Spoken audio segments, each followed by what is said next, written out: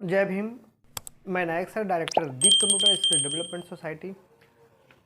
मित्रों, पिछले अध्याय में आपने देख लिया है कि गरीबी कितनी गरीब है। इस शीर्षक को मैंने डिस्कस कर चुका है।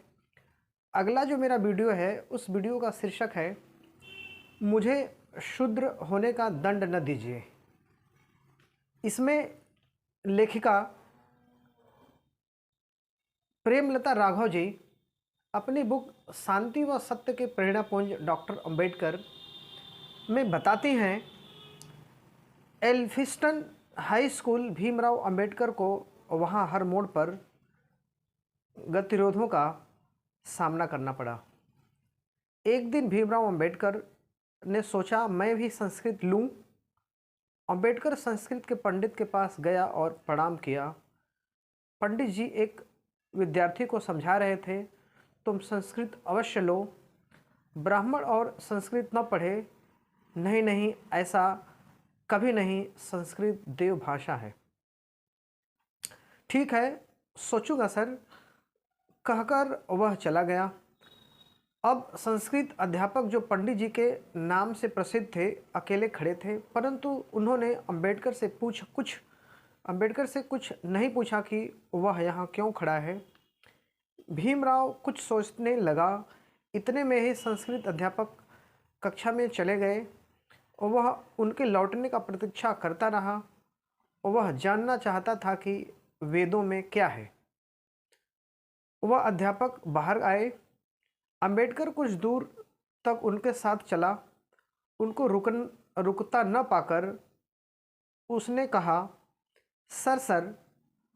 वे रुके और पीछे मुड़कर देखा। घूरते हुए बोले, कुछ कहना है क्या? जी सर। भीमराव अंबेडकर ने झुककर अत्यंत विनीत स्वर में कहा, कहो। संस्कृत के अध्यापक का स्वर तनिक कर्कश और उखड़ा हुआ था। सर, मैं संस्कृत लेना चाहता हूँ, भीमराव ने अत्यंत विनम्रता से कहा। उस अध्यापक ने उसे ऊपर से नीचे तक ध्यान से देखा और व्यंग से मुस्कुराकर बोला, वह नालायक कौन है जिसने तुम्हें मेरे पास भिजवाया है? किसी ने नहीं सर, मैं सच कह रहा हूँ, अंबेडकर ने गंभीर होकर कहा। क्या जाति है? उसने मुंह बिगाड़ कर पूछा। महार सर। वह आग बबूला होकर कहने लगा, मेरे जैसा ब्राह्मण तुम जैसे को संस्कृत कक्षा में बैठने देगा, यह तूने कैसे अनुमान लगा लिया? आज से पहले कभी किसी शूद्र ने संस्कृत पढ़ी है जो अब तू पढ़ेगा? पढ़ी है, भीमराव अंबेडकर ने तेज स्वर में पुनः कहा। सर, पढ़ी है। क्या कहा? वह गरज पड़े। हाँ, पढ़ी है। महाकवि वाल्मीकि ने, अंबेडकर ने अधिकार से कहा। अंबेडकर, वह चिल्लाया, एक बार पुनः विचार कर लीजिए। मैं संस्कृत पढ़ना चाहता हूँ। मैं अपनी संस्कृति को जानना चाहता हूँ। आपकी बड़ी कृपा होगी, मुझे शूद्र होने का दंड न दीजिए। भीमराव धीरे धीरे कहने लगा, नहीं का मतलब नहीं। शूद्र के लिए संस्कृत पढ़ने का उसी तरह निषेध है जैसे मंदिर में जाने का। तुम फारसी ले लो। इतना कहकर वह चल पड़े। अंबेडकर मूर्ति बना उनको जाते हुए देखता रह गया।